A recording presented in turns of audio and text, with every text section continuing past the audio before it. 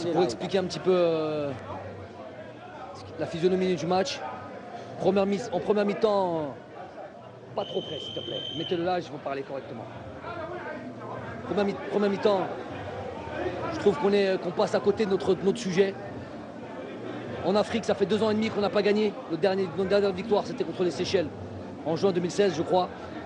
Donc, si on ne gagne pas ce genre de match, c'est qu'il y a un vrai souci.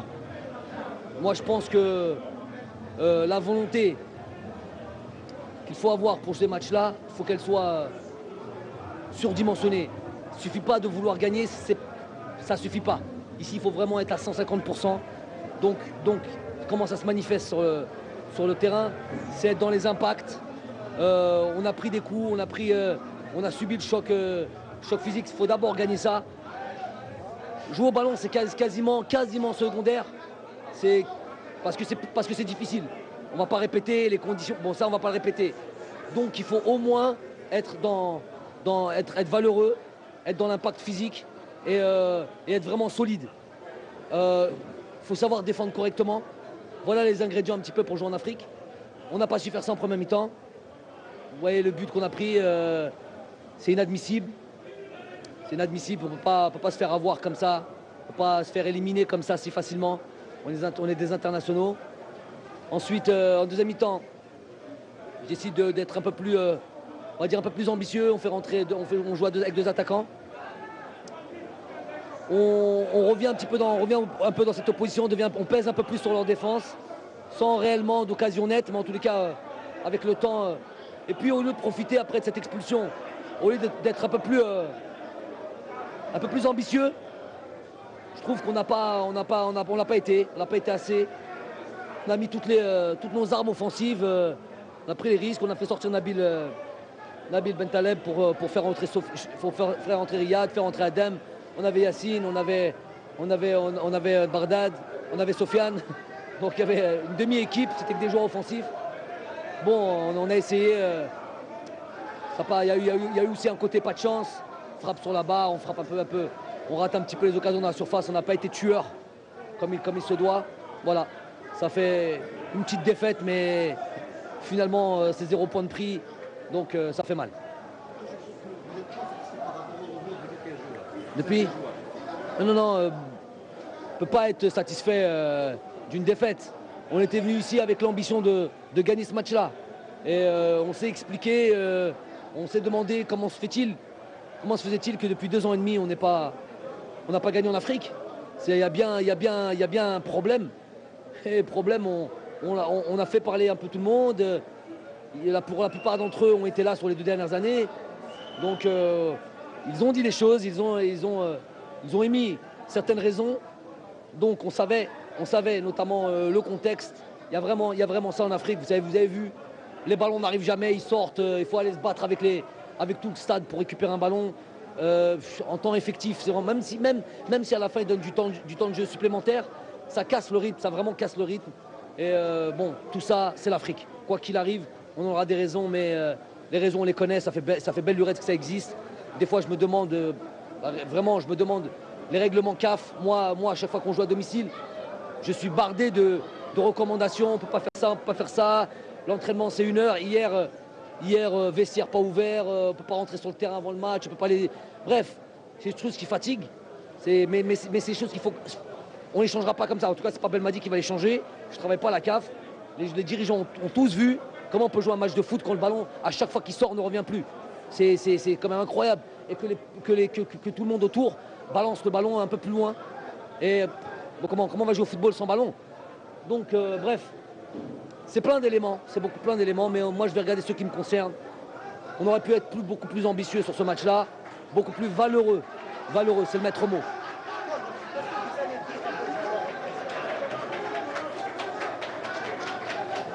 Ben, ce que je viens de vous dire à peu près, mais ils le savent.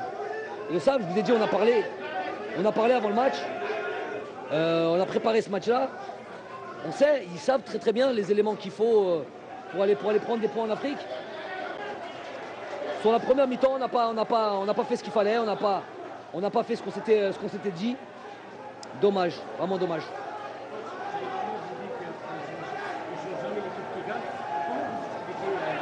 Bon, déjà, je vais aller plus vite que vous. Moi, les défaites, je les prends pour moi. Donc déjà, dites-vous de suite que c'est moi qui suis responsable et je le prends, il n'y a pas de souci pour ça.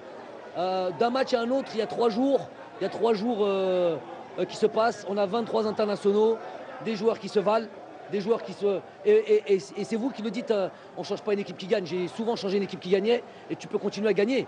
Donc c'est une phrase bateau. Moi, non, je suis pour mettre du sang neuf, je suis pour donner la chance à des joueurs. Bon, par exemple, Issa Belfodil, quand il marque, par exemple, avec Manchester City, tout le monde l'applaudit. Et tout le monde dit qu'il faut vite l'appeler en équipe nationale. Et qu'il marque dans le championnat allemand, personne ne trouve à redire. Après, il y a des joueurs comme Rachid Rezal, des joueurs comme... Moi, tous ces joueurs-là, je ne leur tire pas la pierre dessus. Je vous dis, je prends ça pour moi, la responsabilité, c'est moi. Maintenant, c'est vrai qu'après, on tire des conclusions. L'équipe nationale, c'est ça. On a la possibilité de jouer. Quand on joue, il faut être au niveau. Mais bon, je répète, la responsabilité, c'est moi.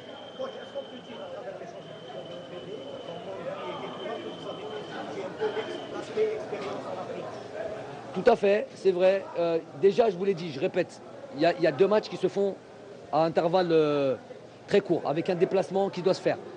Si vous voulez parler de Mandi et en l'occurrence en comparaison de Youssef Attal, Youssef revient de blessure, blessure musculaire, c'est à aligner des matchs comme ça à si peu de temps de récupération, ça peut être dangereux. Le but, c'est pas de blesser les joueurs.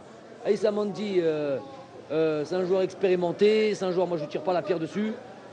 Aujourd'hui, il n'a pas été bon offensivement, comme vous le dites. C'est vrai qu'on j'ai choisi un petit peu l'expérience pour libérer un peu les joueurs offensifs et leur donner plus de liberté.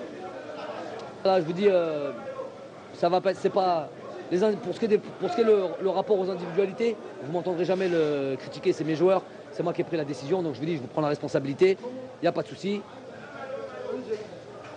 Allez-y. J'ai pas terminé mon explication, mais allez-y. Bah, j'étais en train de parler. Ok, allez-y. Non, non, posez la question, pas de problème, c'est bon. Je demandais le manque de lucidité de certains joueurs en fin de partie où on a perdu des balles faciles.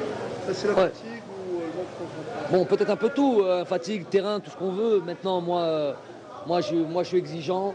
C'est vrai qu'il y a du déchet technique. Il y a des situations, il y a un manque de clairvoyance. J'ai l'impression que des fois, on ne voit pas toutes les solutions qu'on peut avoir. Des joueurs libres, on ne les voit pas. On force les choses, on veut faire des transversales, changer de côté quand il n'y a pas lieu de le faire. Voilà, quand on exploite mal les faiblesses de l'adversaire. Je sais pas, dû à un manque de clairvoyance. Ça, c'est déjà le premier mot. Manque de clairvoyance. Au Qatar, j'avais l'habitude un petit peu de pouvoir, il n'y a pas tant de supporters, donc on peut m'entendre, d'un peu orienter les joueurs. Maintenant, ici on est en Afrique, j'estime que les joueurs, notre équipe, on a un autre niveau. Les internationaux, on est censé vraiment avoir, quand on est milieu de terrain par exemple, c'est dans nos préceptes de voir toutes les situations, toutes les possibilités. Des fois, c'est pas le cas, des fois ça n'a pas été le cas, donc perte de ballon, mauvaise utilisation, mauvaise exploitation des situations. Dernière question. On est que dans le technique, pourquoi avant on était dans quoi? Par rapport à l'incorporation d'Adam Ounas, pour la première fois en Afrique noire, le choix d'Adam Ounas par rapport à Safin Taider, qui possède quand même une certaine expérience. Bon, sur ce coup, je l'avoue, mauvaise question de votre part. Autant j'avoue, quand on prend à défaut, on est en train de perdre. On ne va pas faire jouer un milieu défensif, un milieu relayeur. Un joueur sur lequel beaucoup de journalistes nous disent qu'il joue trop en retrait, trop lent, trop truc. C'est vous qui le dites, ça. Je ne parle pas de vous, hein. Personnellement. Je parle un peu de tous les journalistes. Non, mais là, pour le coup, on a besoin de prendre de risques. Adem aura pu marquer, Adem a créé des... Adem, je suis vraiment très heureux de sa rentrée. Moi, je pensais que vous allez me dire pourquoi je n'ai pas fait rentrer plus tôt. Donc, à la limite, lui, il a été ce qu'on attend de lui. Il a provoqué des fautes. Il a été propre dans son jeu. Il frappe à la fin, ça tape sur la barre. Si ça rentre dans les buts, c'est le héros du match. Donc, là, c'est parce que voilà, on perdait. Il fallait prendre. On n'était pas en danger. Finalement, en deuxième mi-temps, il n'y a rien eu, absolument rien eu. Est-ce que vous avez vu Raïs durant l'ensemble de l'opposition? On n'a pas trop vu notre gardien de but, si ce n'est pour aller chercher le ballon dans le filet sur la seule occasion qu'ils ont. Donc en deuxième mi-temps, il était évident. Si j'avais pu même changer Adelaine pour mettre un autre attaquant avec 4 je l'aurais fait. Donc il fallait marquer absolument. On ne l'a pas fait. Très bien, Hamza. Allez, pas de problème. Sur l'action du but du Bénin, il y a un joueur du Bénin qui prend des deux joueurs algériens. 3. Trois joueurs. Vous avez tout dit. Il a pris à défaut 3 joueurs. Pas normal. C'est bon? La responsabilité pour moi, pas pour mes joueurs, pour moi. Pas de souci.